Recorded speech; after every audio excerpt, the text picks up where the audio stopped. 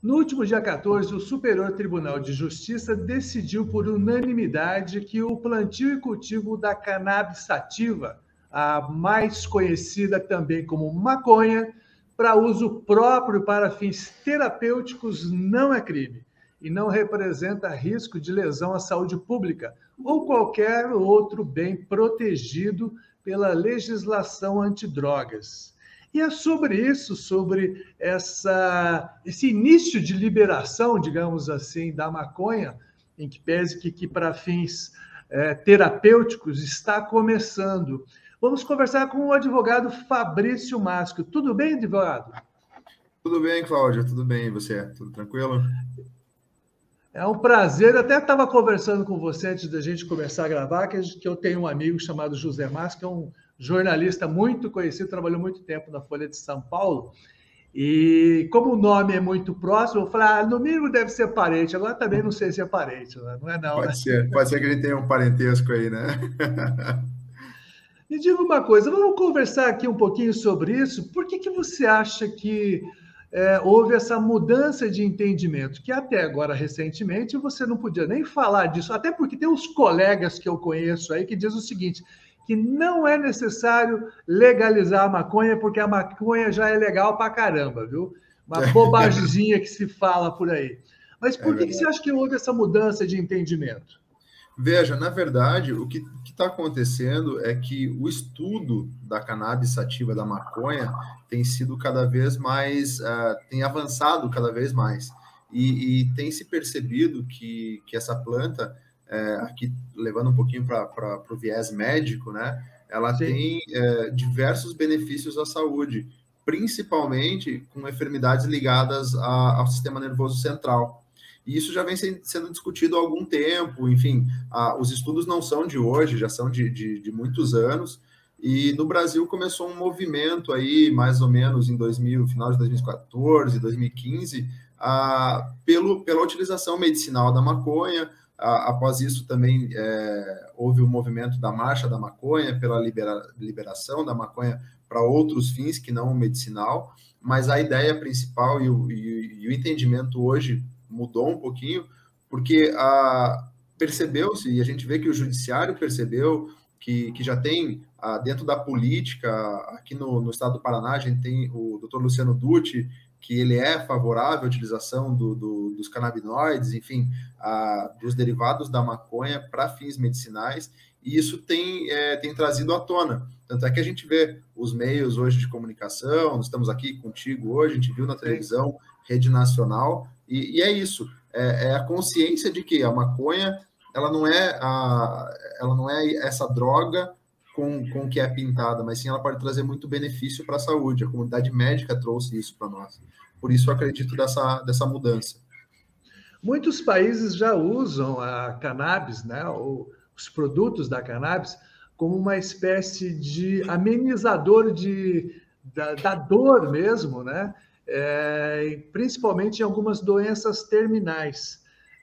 Você acha que isso tem ajudado, essa experiência em outros países também tem ajudado a conscientizar os legisladores brasileiros que há uma importância realmente no uso terapêutico? Com certeza, eu acho.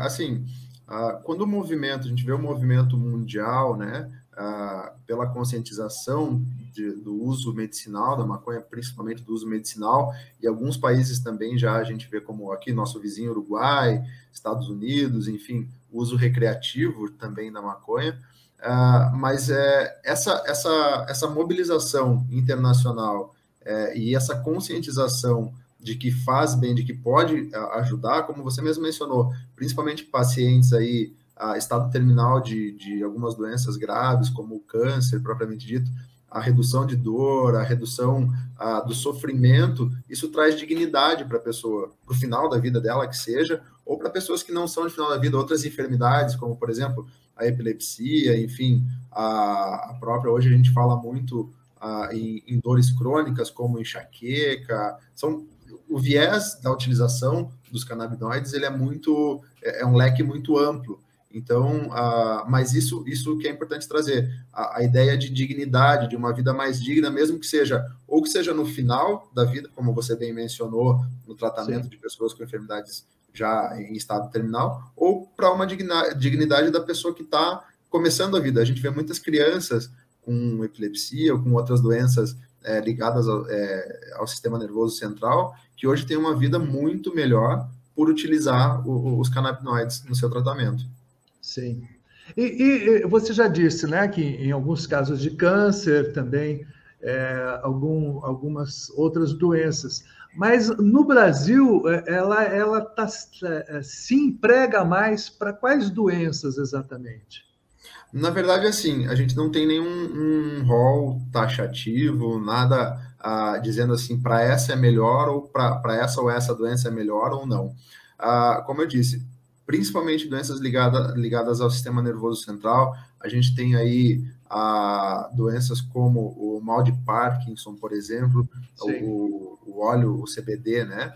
Ele ajuda bastante na redução dos tremores ou na redução das dores, o próprio, como eu também mencionei, enxaqueca crônica, dores crônicas no corpo, enfim, o leque é muito grande. A gente vê bastante procura por pessoas que têm epilepsia, que têm doenças ligadas realmente, que têm dificuldade de ter uma vida social normal por conta desses ataques, por conta desses ataques da doença, ataques epiléticos, enfim, e perceberam que com o uso dos canabinoides eles estão tendo uma vida melhor, redução muito grande dos episódios da doença, do comparecimento da doença, enfim, do aparecimento da doença, e trazendo esses benefícios de poder voltar a conviver em sociedade, né?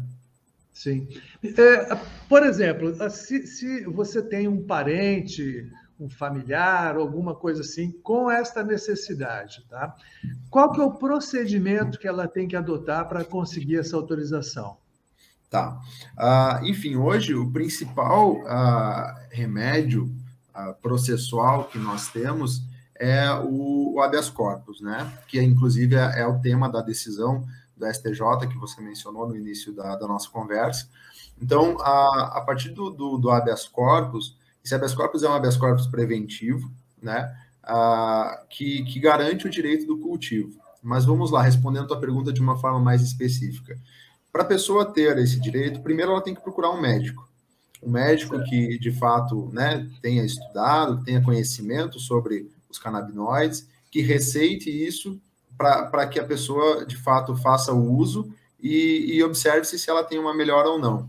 Tendo isso feito, a pessoa vai buscar a autorização de importação na Anvisa. Depois da autorização de importação na Anvisa, ela vai fazer os orçamentos. Se tiver condições, ela vai comprar esse medicamento e vai começar a fazer o uso dele e vai ter o acompanhamento médico para ver realmente se melhorou, se houve melhora, e havendo melhora, ela vai continuar esse tratamento. A importação já é autorizada e não carece do habeas corpus, não carece de nenhuma medida judicial.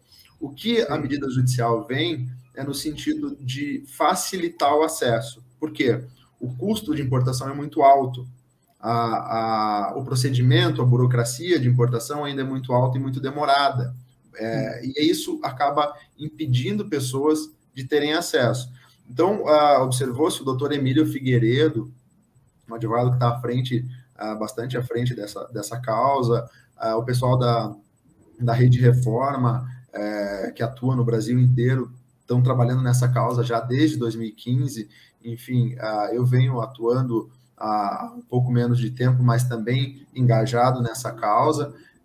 E aí, o que percebeu? Lá atrás, percebeu-se que, por conta desse alto custo, era viável fazer estudos de como extrair o CBD da planta e que isso seria um custo baixíssimo e qualquer pessoa poderia ter acesso. Então, começou a se estudar uma forma de conseguir um salvo-conduto, uma forma de que as pessoas pudessem cultivar o seu próprio remédio, assim que nós tratamos, né? O cultivo do próprio remédio. E com isso, a ideia foi buscar dentro do direito criminal, que é onde está a lei antidrogas, enfim, uma forma de conseguir.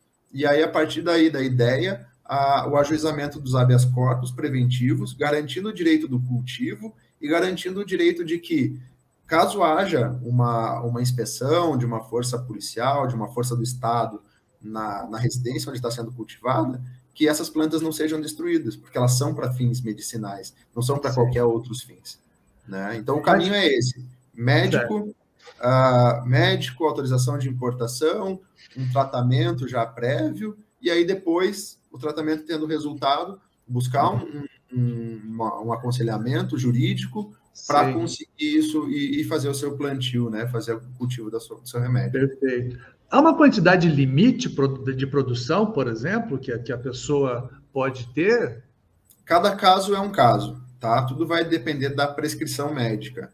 Então, o médico vai prescrever uma quantidade X de, enfim, 5 gotas diárias, 10 gotas do óleo diárias, e aí isso vai ser analisado, quanto é necessário da planta, isso com os cursos. A gente tem uma comunidade chamada Mães Jardineiras, elas ensinam a extração do óleo, do CBD da cannabis, e quanto que cada planta, quantas gramas de flor da cannabis são necessárias para produzir tantos ml do óleo, do canabidiol, né, que é o mais conhecido.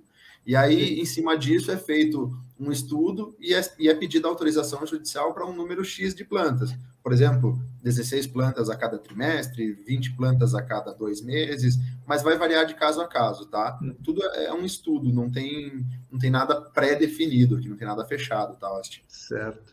Já existe, assim, um indicativo do tamanho dessa demanda no Brasil?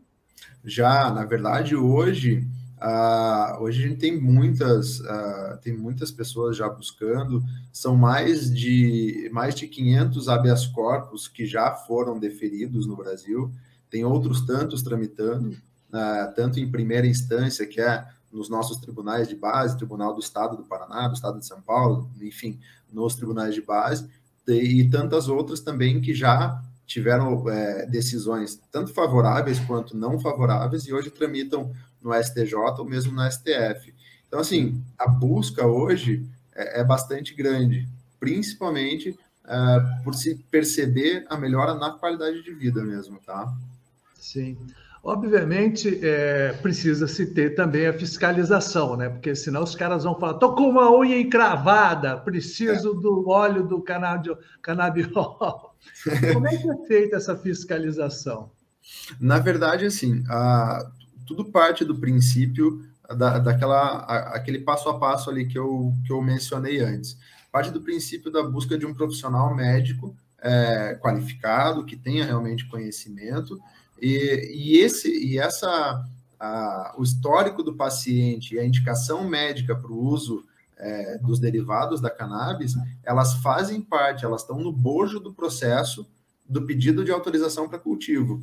Então, aí vai ter a fiscalização, por óbvio, que o judiciário vai atrás daquele CRM, se é um médico, de fato, que está com CRM ativo, que não tem nenhum tipo de problema, mas, assim, a fiscalização no dia a dia da pessoa, essa vai depender de cada lugar, de cada prefeitura ou de cada estado. Não existe nenhum tipo, o juiz não determina, você vai ser fiscalizado de tempos em tempos, tá? Eles analisam o bojo do processo, o histórico médico do paciente, a real necessidade, o médico que receitou a doença, efetivamente, a comprovação daquela doença, daquela enfermidade, e é isso que é um dos pilares para que a decisão seja ou não favorável ao paciente. Entendi. Outra coisa, você disse que a importação já está liberada, né? Já há algum tempo. Já existem empresas brasileiras atuando nesse mercado ou ainda depende de alguma autorização ainda? Já tem empresas, na verdade não são 100% brasileiras, mas tem empresas que já atuam nesse mercado. Inclusive, nós temos algumas já farmácias com autorização para vender os produtos à base da cannabis, tá? Então, farmácias, a gente tem uma farmácia agora em São Paulo que recebeu autorização, tem outra aqui em Santa Catarina que também recebeu autorização para fazer a venda. Então, eles vão passar a fazer a importação e vão fazer a venda. E a importação também dessa empresa, que é uma empresa mista, né? Que tem capital humano brasileiro, capital também capital financeiro brasileiro, mas é uma empresa mista com capital americano. Tá? Então, a gente está caminhando, assim, o caminho, na verdade, está sendo bastante interessante, sabe, eu acho, para tudo. Inclusive, se a gente for ver Bolsa de Valores hoje, a cannabis, ela está em alta, né?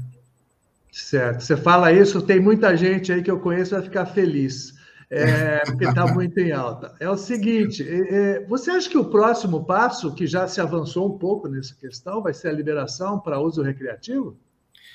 Eu acredito que isso vai acontecer num futuro, mas ainda não é um futuro tão próximo, tá? Porque no Brasil, assim, a gente tem aqui, por óbvio, o nosso jeitinho brasileiro, né? E como a gente falou agora há pouco, a questão de fiscalização é um pouquinho complicada. Mas eu acredito que sim, que é um caminho não só para o Brasil, mas para o mundo todo, com algumas exceções, os países um pouco mais restritivos, mas eu acredito que sim, que num futuro o caminho da liberação da maconha, inclusive para o uso recreativo aqui no Brasil, vai acontecer. Não acredito que seja de imediato por conta dessa decisão. Essa é uma decisão que beneficia diretamente 3 pacientes, tá?